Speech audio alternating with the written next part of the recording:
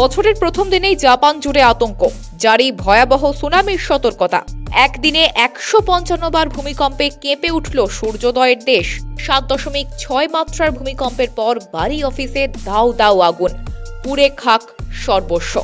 জাপানে প্রকৃতি তাণ্ডব চালালেও সুরক্ষিত নয় ভারত, কি বলছেন বিশেষজ্ঞরা? ফুঁসে উঠছে সমুদ্র, রাস্তা ফেটে চৌচির, বাড়ি ছেড়ে নিরাপদ আশ্রয়ের খোঁজে পালাচ্ছেন সাধারণ মানুষজন। কম্পনের সঙ্গেই মরার ওপর খাঁড়ার ঘায়ের মতো চলে এসেছে সুনামি। হুহু করে জল ঢুকছে শহরে গ্রামে। ভয়াবহ সেই ভূমিকম্পের 24 ঘন্টা পার। এখনো আতঙ্কে জাপান, বরং রাতভর সুনামির ঢেউ আছড়ে পড়েছে ইশিকাওয়া, নিগাটা ও তোয়ামা উপকূলে। ভূমিকম্পের আফটার শকও রয়েছে, যে কারণে প্রায় 36,000 বাড়ি বিদ্যুৎহীন অবস্থায় পড়ে রয়েছে। ক্যাম্পে ঠাঁই হয়েছে কয়েকশো মানুষের। দাউ দাউ আগুনে পুড়ে খাক স্কুল, কলেজ, অফিস। জাপানে এর আগেও ভূমিকম্প হয়েছে। ইনফ্যাক্ট ভূমিকম্পের দেশ বলেই পরিচিত জাপান, কিন্তু রিক্টার স্কেলে সেই মাত্রা 4 কিংবা 5-এ গিয়ে আটকে গিয়েছে। এবারে কম্পনের মাত্রা 7.6 ছাড়িয়েছে। শুধু তাই নয়, একদিনে একাধিকবার কেঁপে উঠছে জাপান।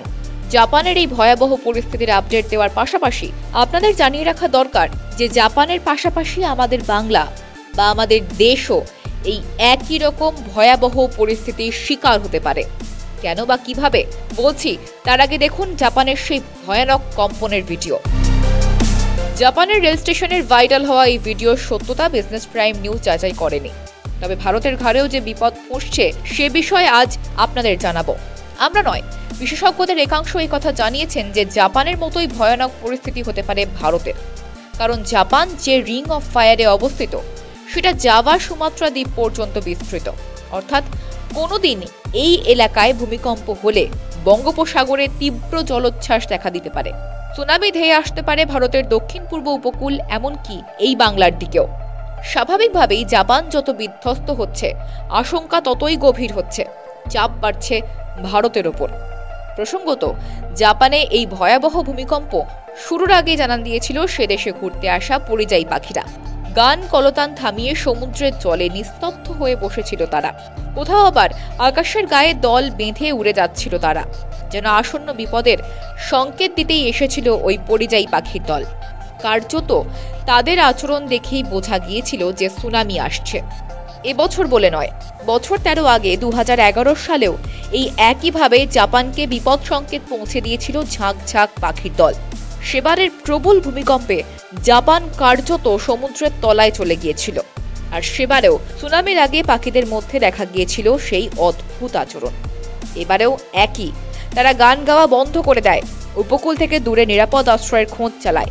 আর তাদের মধ্যে এই অদ্ভুত আচরণ দেখে আসন্ন বিপদের বিষয়ে সতর্ক হতে পেরেছিল সকলেই।